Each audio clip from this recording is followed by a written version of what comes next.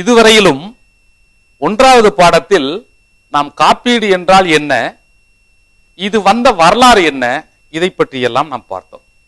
இப்பொழுது நாம் 2வது பாடத்திற்குள் நுழைய இருக்கிறோம். இந்த 2வது பாடத்தில் இருந்து தேர்வுக்கு மொத்தம் எத்தனை கேள்விகள் வரும் என்றால் 3 to 5 கேள்விகள் வரைக்கும் வர வாய்ப்பு இருக்கிறது. இந்த 2வது பாடத்தில் 5 விஷயங்களை முக்கியமான விஷயங்களாக சொல்லி இருக்கிறார்கள். இந்த 2வது பாடத்தினுடைய தலைப்பு என்ன என்றால் அபாயம் மற்றும் காப்பீடு, ரிஸ்க் அண்ட் இன்சூரன்ஸ் அப்படிங்கிறது தான் இந்த பாடத்தினுடைய தலைப்பு. இந்த பாடத்தை பொறுத்தவரை கேட்டீங்க அப்படின்னா இந்த 5 முக்கியமான விஷயங்கள் கத்துக்க போறோம்னு சொன்னோம் இல்லையா, the learning objectives. சோ அந்த விஷயங்களை பார்க்க போறோம். நம்ம என்ன கத்துக்க போறோங்கிற நோக்கத்தை பார்க்க போறோம். 1வது விஷயம் அபாயத்தினுடைய கருத்தாக்கம், அதாவது காம்பனன்ட்ஸ் ஆஃப் ரிஸ்க் என்ன அப்படின்னு பார்க்க போறோம். 2வது அபாயத்தினுடைய ஆக்கக்கூறுகள், இதை பத்தி நாம பார்க்க போறோம். 3வது காப்பீடு செய்யக்கூடிய அபாயங்கள் எவை, காப்பீடு செய்ய முடியாத அபாயங்கள் எவை அப்படிங்கிற விஷயங்களை பத்தி நாம பார்க்க போறோம். இதுக்கு அடுத்தது பாத்தீங்கன்னா அபாயத்தை கைமாற்றுதல்னா என்ன அப்படிங்கறது பார்க்க போறோம். அபாயத்தை சேகரித்தல்னா என்ன அப்படிங்கிற விஷயங்களை நம்ம இந்த பாடத்துல நாம என்ன செய்ய போறோம், பார்க்க போறோம். இதுல இந்த பாடத்தை பார்க்கறதுக்கு முன்னாடி ஒரு இன்ட்ரோடக்ஷன் பார்த்துருவோம். அதுதான் வந்து இந்த பாடம் புரியுறதுக்கு ரொம்ப உதவிகரமாக இருக்கும். ஏன்னா முக்கியமான பாடம் இது. இதனுடைய அடிப்படையில் தான் காப்பீடே இயங்கிக் கொண்டு இருக்கிறது.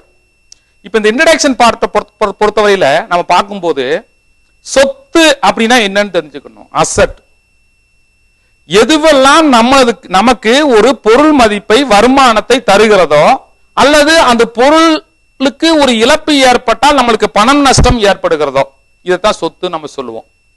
அப்ப மனித ஆயுள் கூட ஒரு சொத்து தான்.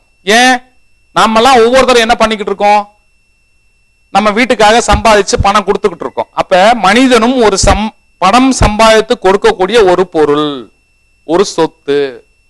இப்ப நமக்கு வாகனம் இருக்கு. நம்ம வாகனம் ஏதாவது விபத்துல சந்திச்சிருச்சுன்னு வைங்க, அப்போ அந்த வாகனத்துக்கு நம்ம செலவாகுமா? பாருங்க, இங்க ஒரு சொத்து இழப்பு ஆயிருச்சுன்னா வருமானம் நின்றோம். இங்க வாகனம் என்ன செய்யுது பாருங்க, ஆபத்து ஆயிருச்சு, ஆக்சிடென்ட் ஆயிருச்சு, விபத்து ஆயிருச்சு அப்படின்னு சொன்னா அது செலவை வைக்கிறது. அப்ப இவைகள் எல்லாம் சொத்துக்கள் அப்படின்னு சொல்லுவோம். எதுக்காக இந்த சொத்தை பத்தி நான் இப்ப பேசுறேன் அப்படின்னா, இந்த மாதிரியான சொத்துக்களை தான் நாம் காப்பீடு செய்கிறோம். சொத்துக்களை தான் நம்ம காப்பீடு செய்ய முடியும். இப்ப அடுத்த பாயிண்ட் பாருங்க, இந்த மனுஷனுக்கு அபாயம் வருது, அதனாலதான் காப்பீடு தேவை. மனித ஆயுளுக்கு பொதுவாக எந்த மாதிரியான அபாயங்கள்லாம் வருதுன்னு பாத்தீங்க அப்படின்னா பாருங்க, அகால காலத்துல மரணம், அது ஒரு அபாயம் இருக்கு. அடுத்தது பாருங்க, அதிக காலம் வாழுவது கூட ஒரு அபாயம் தான். வயதான காலத்துல இங்கிருந்து அங்கே நடப்பதற்கு கூட ஒருத்தருடைய நம்முடைய உதவிக்கு தேவைப்படுகிறது நமக்கு. அது கூட அபாயம் தான் சொல்றாங்க. சோ ஊனம் முற்று இயலாமையாக ஆவது, இதுவும் ஒரு வகையான அபாயம் தான். வேலை இல்லாமல் கஷ்டப்படுவது, இது ஒரு அபாயம் தான். விபத்துல மாட்டிக்கிறது, இது கூட ஒரு அபாயம் தான். இப்படி இந்த அபாயம் பாருங்க மனித வாழ்க்கையில அவ்வப்போது வந்து கொண்டிருக்கிறது. அபாயம்னா இங்கிலீஷ்ல என்ன சொல்லுவோம், ரிஸ்க். நம்ம ஒரு படத்தை கூட சொல்லுவாங்களே, ரிஸ்க் எடுக்கிறது ரஸ்க் சாப்பிட்ற மாதிரின்னு. ஆனா ரியல் லைஃப்ல அப்படி கிடையாது. ரிஸ்க் எடுக்கிறதுக்கு எல்லாரும் பயப்படுவோம். ரிஸ்கை கண்டு நம்மளுக்கு ஒரு பயம் இருக்கும். அதனாலதான் அந்த அபாயத்துக்காக நம்ம காப்பீடு பண்றோம். அந்த பயம் இருக்கிறதுனாலதான் பண்றோம். அடுத்தது பாத்தீங்கன்னா இது ஆயுளுக்கு ஏற்படக்கூடிய அபாயங்கள்.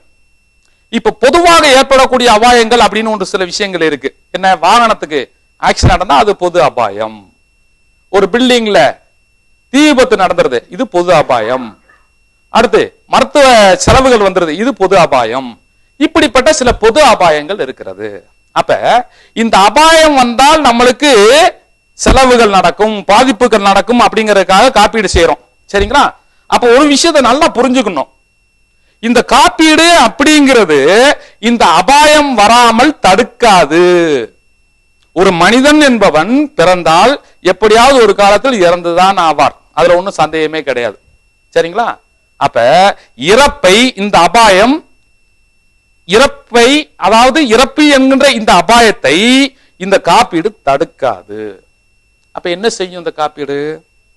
இந்த சம்பவத்தினால் ஏற்படக்கூடிய இழப்பினை சமாளிக்க உதவும், ஓரளவுக்கு ஈடுகட்டும். எதை ஈடுகட்டும்? நிதி இழப்பை ஓரளவுக்கு ஈடுகட்டும். இதுதான் வந்து காப்பீடுங்கிறது. இப்ப தெளிவா உங்களுக்கு காப்பீடுனா என்னன்னு புரிஞ்சிருக்கும். இன்னொரு விஷயம் முக்கியமா தெரிஞ்சுக்கணும், எந்த ஒரு நோக்கத்திற்காக, எந்த அபாயத்திற்காக நாம் காப்பீடு எடுத்திருக்கிறோமோ அதுதான் காப்பீட்டில் நிறைவு செய்யப்படும். உதாரணத்திற்கு சொல்லணும்னா, இப்போ தீ விபத்துக்கான காப்பீடு செஞ்சிருக்கோம்னு வச்சுக்கோங்க. அப்ப தீ விபத்து நடந்தால்தான் அந்த காப்பீடுக்கு உண்டான ஈட்டு பணம் தரப்படும். அதை விட்டு விட்டு ஒருவேளை நம்மளது கட்டிடத்தில் திருட்டு போயிருந்தால் காப்பீடு தரப்பட மாட்டாது. ஏன்? நம்ம தீ விபத்து நடந்தால் காப்பீடு தரணும் அப்படின்னு சொல்லிதான் என்ன செஞ்சிருக்கோம்? காப்பீடு செஞ்சிருக்கோம். அடுத்த முக்கியமான விஷயம், இந்த அபாயம் அபாயம் அபாயம்னு பேசுறோம் இல்லையா, இதனுடைய கர்த்தாக்க என்ன அப்படின்னா என்னங்க? அபாயம்னா என்ன, ரிஸ்க்னா என்ன அப்படின்னா இது ஒரு 4 வகையில நம்ம விளக்கி சொல்லலாம். ஒன்னாவது என்ன அப்படின்னு கேட்டீங்கன்னா, இது ஒரு சான்ஸ். எது? ஒரு இழப்பு ஏற்படுவதற்கு, ஒரு பழுதடைவதற்கு இருக்கக்கூடிய சான்ஸ், ஒரு வாய்ப்பு. இதுதான் அபாயம்னு சொல்றோம். இது ஒரு வகை. இன்னொரு வகையில சொல்ல போனா ஒரு சந்தேகம், டவுட், ஐயம். எதுக்கு? இந்த சூழ்நிலையுடைய விளைவு தவறாக போய்விடுமோ அப்படிங்கிற பயம், ரிஸ்கா இருமோ. சோ மூன்றாவது வகையா சொல்லணும்னா இது ஒரு பாசிபிலிட்டி. சோ இது சாத்தியமுள்ள ஆபத்து, ரிஸ்க். எப்படிலாம் சொல்றோம் பாருங்க. இன்னொரு வகையில சொல்றோம் பாருங்க. மொத்தத்துல சுருக்கமா சொல்ல போனா இந்த அபாயம் என்பது விரும்பத்தகாத ஒரு நிகழ்வு, அவ்வளவுதான். விரும்பத்தகாத ஒரு ஆபத்துக்கான சாத்தியம், அவ்வளவுதான். இதுதாங்க அபாயங்கிறது. அப்ப இப்படி விரும்பத்தகாத ஒரு விஷயத்தை நாம எப்படி வச்சிருப்போம்? அந்த அபாயத்தை நாம் சந்திக்கிறதுக்கு நாம் விருப்பப்படுவோமா? இல்ல இல்ல. அப்ப இந்த அபாயத்தை பொறுத்தவரையில் மனிதர்களுக்கு 2 விதமான மனநிலை இருக்கிறது. ஒன்று என்ன அப்படின்னு கேட்டீங்கன்னா, தக்க வைத்தல். இந்த அபாயத்தை நானே பாத்துக்கிறேங்க, பிரச்சனை வந்துச்சுன்னா அதை நானே சமாளிச்சுக்கிறேன், அந்த கஷ்டத்தை நான் அனுபவிச்சுக்கிறேன். இந்த மாதிரி ஏதாவது செஞ்சு நம்ம அபாயத்தை வச்சுக்கிறோம் அப்படின்னா அபாயத்தை தக்க வைத்தல் அப்படின்னு பேர். சரியா? இன்னொரு இருக்கு இல்லையா, அபாயத்தை எப்படி டீல் பண்றதுன்னு. இது என்னன்னா அபாயத்தை கைமாற்றுதல். அதென்ன கைமாற்றுதல்? என்னுடைய அபாயத்தை நீ பொறுப்பெடுத்துக்கோ, இந்த அபாயம் எனக்கு நடக்கிற பட்சத்துல இதுக்கு உண்டான ஈட்டை நீ கொடுத்து விடு அப்படின்னு செய்யறோம் இல்லையா. இதுக்கு பேர் தான் அபாயத்தை கைமாற்றுதல் அப்படின்னு சொல்றோம். சோ இந்த அபாயத்தை எப்படி கைமாற்றுறது, இதெல்லாம் நான் பின்னாடி இன்னும் விளக்கமா சொல்ல வர்றேன். அதுக்கு முன்னாடி முக்கியமான ஒரு பாயிண்ட் இருக்கு. இந்த அபாயத்தின் ஆக்கக்கூறுகள் யாவை, இந்த காம்பனன்ட்ஸ் ஆஃப் ரிஸ்க்னா என்ன அப்படிங்கிறது இந்த 4 பாயிண்ட் பத்திரமா ஞாபகம் வச்சுங்க. Very very important points. 1வது பாயிண்ட் என்னன்னா நிலையின்மை, 2வது பாயிண்ட் அளவு, 3வது பாயிண்ட் ஆபத்து, 4வது பாயிண்ட் இன்னல். இந்த 4 பாயிண்ட் அழகா ஞாபகம் வச்சுக்கோங்க. இப்போ 1வது பாயிண்ட் நிலையின்மை, அன்சர்டனிட்டின்னு சொல்லுவோம். அதாவது இந்த காப்பீடு என்பது நிலையில்லாத விஷயங்களுக்கு மட்டும்தான் நம்ம பண்ண முடியும், நிச்சயம் இல்லாத விஷயங்களுக்கு. அதாவது இந்த இறப்புங்கிறதுக்கு நம்ம காப்பீடு பண்றோம்ல, அப்ப இறப்பு என்பது நிச்சயம் தானே, அதற்கு எப்படி காப்பீடு பண்ண முடிகிறது அப்படின்னு கேட்டீங்கன்னா, அந்த இறப்பு எப்போது நடக்கும் அப்படிங்கிறது நிச்சயம் இல்லாத தன்மையை கொண்டது. எனவே அந்த இறப்புக்கு நம்ம காப்பீடு செய்ய முடிகிறது. சரிங்களா? 2வது பாயிண்ட் என்னன்னு கேட்டீங்கன்னா அளவு, லெவல். இதுல 2 விஷயம் இருக்கு இந்த அளவுல. 1வது ஃப்ரீக்வென்சி அப்படின்னா என்ன அர்த்தம்? வாய்ப்பு. இந்த அபாயம் நிகழ்வதற்கு நிறைய வாய்ப்புகள் இருக்கிறதா இல்லையா அப்படிங்கறதை பொறுத்த விஷயம். உதாரணமாக வாகனம் ஓட்டும் தொழிலில் இருக்கிறார்கள் என்றால் அபாயம் நடப்பதற்கு அதிக வாய்ப்புகள் உள்ளது, அதான் சொல்றாங்க. இன்னொன்னு தீவிரம். என்ன தீவிரம் அப்படின்னு கேட்டீங்கன்னா, உதாரணத்துக்கு இப்போ பிளைட்ல போயிட்டு இருக்காங்க, ஒரு விபத்து நடக்குதுன்னு வைங்க. இது அடிக்கடி நடக்காது, அதனால இது என்னது கிடையாது, வாய்ப்புகள் அதிகம் உள்ள ஒரு விபத்து கிடையாது. ஆனால் அந்த ஒரு விபத்து நடந்தாலும் கூட அதனுடைய பாதிப்புகள் தீவிரமாக இருக்கும். அப்ப இந்த அளவை 2 வகையா பிரிக்கமா? இந்த மாதிரி 2 வகையா பிரிக்கிறோம். 1வது வாய்ப்பு, 2வது தீவிரம். சரிங்களா? அப்ப முதல் நிலையின்மை பார்த்தோம், 2வது அளவு பார்த்திருக்கோம், 3வது பாயிண்ட் ஆபத்து, சம்பவம்.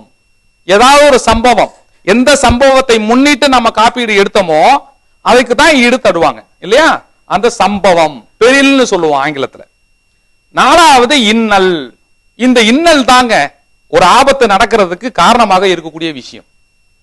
உதாரணத்துக்கு இந்த இன்னல், ஆபத்து, அபாயம், இந்த 3ஐயும் புரியறதுக்கு ஒரு சின்ன உதாரணம் தரேன். புகைப்பிடித்தல் அப்படிங்கிற காரணம் இருக்கு இல்லையா, அது ஒரு இன்னல், ஒரு இடையூறு. இதனால லங்க் கேன்சர் வருதுல, இது என்னது அப்படின்னு கேட்டீங்கன்னா இதுதான் ஆபத்து, பெரில். அப்ப இந்த லங்கு கேன்சர் அந்த பெரில் என்ன செய்யுது அப்படின்னா இறப்பு என்கிற அபாயத்தை கொண்டு வரதுக்குண்டான வாய்ப்பை கூட்டுகிறது. சரியா? இப்ப 3 தெரிஞ்சு போச்சா? இன்னல்னா என்ன, பெரில்னா என்ன, ரிஸ்க்னா என்ன தெரிஞ்சு போச்சு இல்லையா? இந்த இன்னல்ல 2 வகை இருக்கு. ஒன்னாவது பொருள் சார்ந்த இன்னல், இன்னொன்னு நடைமுறை சார்ந்த இன்னல். இது இப்படியும் சொல்லுவாங்க, உடல்நல இன்னல், நெறி நடத்தை இன்னல் அப்படின்னு சொல்லுவாங்க. இப்படிப்பட்ட 2 வகையா பிரிக்கலாம். சரியா? நெறி நடத்தை இன்னல்னா என்ன? உடல்நல இன்னல் சொல்லிட்டேன். புகை பிடித்தல்ங்கிறது ஒரு உடல்நல இன்னல். சப்போஸ் ஆபத்து நிறைந்த இடங்களில் நாம குடியிருக்கிறோம், அது கூட உடல்நல இன்னல் தான். இப்போ நெறிமுறை இன்னல்ங்கிற என்ன? கிரிமினல் குற்ற நடவடிக்கைகள் அடிக்கடி ஈடுபட்டு இருக்காருன்னு வைங்க, அது கூட ஒரு நெறிமுறை இன்னல் தான். அப்ப இந்த இன்னல் பொறுத்தல 2 வகை ஞாபகம் வச்சுக்கணும். உடல்நல இன்னல் ஒண்ணு, நெறிமுறை இன்னல் ஒண்ணு. சரிங்களா? இப்போ அடுத்த விஷயம் பார்க்க போறோம் பாருங்க, முக்கியமான விஷயம். சோ இந்த அபாயங்கள் நிறைய இருக்கு. ஆனா எல்லா அபாயங்களையும் நாம காப்பீடு செய்ய முடியாது. அதுக்கு 3 வகையான அபாயங்களை காப்பீடு செய்யலாம். அந்த 3 வகை என்ன அப்படின்னா, 1 நிதி சம்பந்தமான அபாயம். இந்த அபாயம் நடந்தால் ஏதேனும் நிதி இழப்பு நடக்க வேண்டும். அப்படிப்பட்ட அபாயங்கள் நம்ம என்ன செஞ்சுக்கலாம்? நம்ம காப்பீடு பண்ணிக்கலாம். அடுத்தது முழு அபாயம், 2வது பாயிண்ட். முழு அபாயம்னா என்ன? இதுல இழப்புக்கு மட்டும்தான் வாய்ப்பு, லாபத்திற்கு வாய்ப்பே இல்லை. அப்படிப்பட்ட அபாயங்கள் முழு அபாயங்கள். இந்த அபாயங்களுக்கு நம்ம காப்பீடு செஞ்சுக்கலாம். சரியா? அடுத்தது குறிப்பிட்ட அபாயம். சோ இந்த குறிப்பிட்ட பேர்களுக்கு நடக்கும், இல்லைன்னா குறிப்பிட்ட கூட்டத்துக்கு நடக்கும். இப்படிப்பட்ட அபாயங்களுக்கு நம்ம காப்பீடு பண்ணிக்கலாம். அப்ப மறந்துடக்கூடாது, எந்த வகையான அபாயங்களுக்கு காப்பீடு பண்ணலாம் அப்படின்னு கேட்டீங்கன்னா இந்த 3 விஷயங்களை நாம சொல்லணும். இப்ப 4வது என்ன பார்க்க போறோம்னா, ஏற்கனவே சொன்னோம் இல்லையா, ரிஸ்க் டிரான்ஸ்பர், அபாயத்தை கைமாற்றுதல் அப்படின்னு பார்த்தோம் இல்லைங்களா?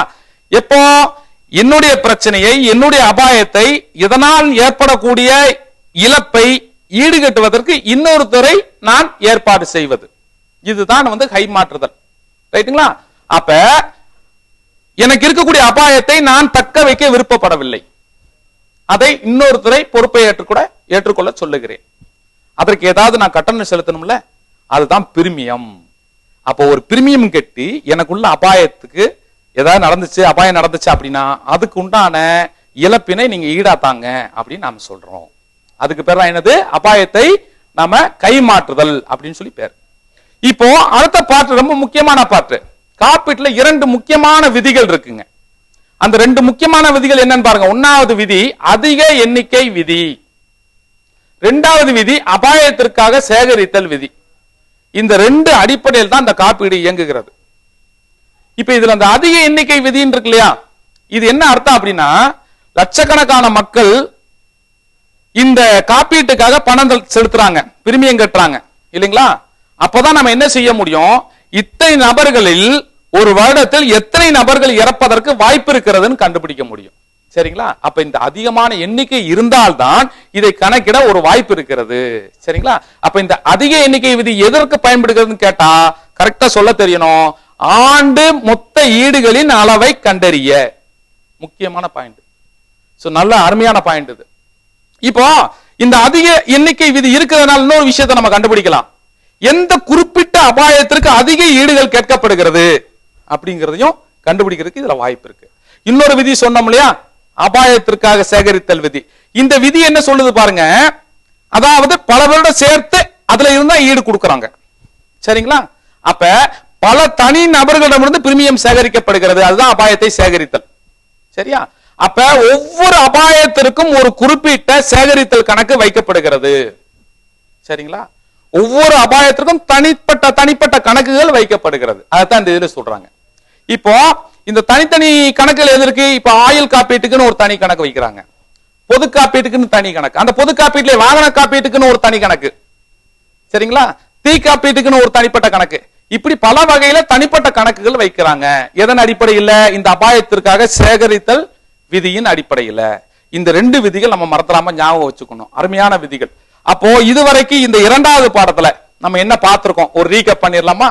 1வது பாயிண்ட் என்ன? அபாயம்னா என்ன, காப்பீடு எதற்கு அவசியம் அப்படின்னா என்ன, இந்த காப்பீடை நோக்கி நம்மளுக்கு 2 வகையான மனநிலை இருக்கு. ஒண்ணு கைமாற்றுதல், இன்னொன்னு தக்க வைத்தல்.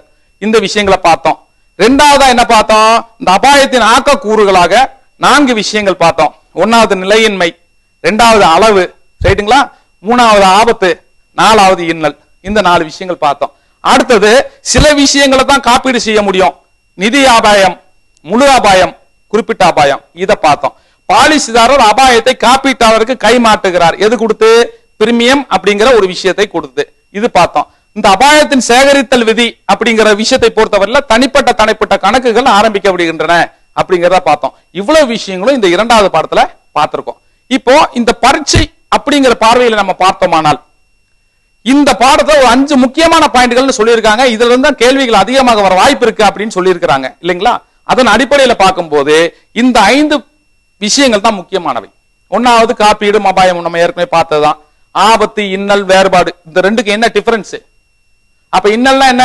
காரணம், ரைட்டுங்களா?